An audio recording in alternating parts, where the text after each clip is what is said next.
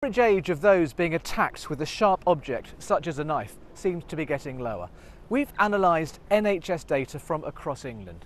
Last year, 11% of those admitted to hospital because of such an attack were children.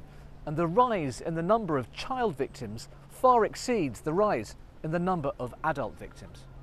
5 steps to stay safe. All Saints Primary School in Bootle in Merseyside, and a pilot scheme aimed at 9 and 10-year-olds.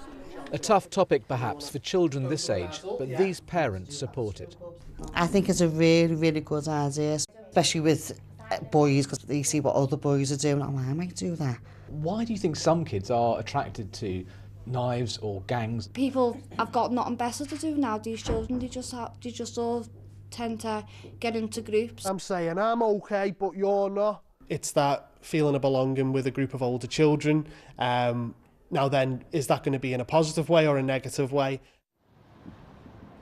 Some schools are worried about their school being labelled by allowing in groups like the group that Tracy has founded. And my message to all schools is, look, nobody's immune to this challenge. There might be a weapon. Such a tough subject at such a young age, but for many, lessons like this are the best way forward. Tim Muffet, BBC News.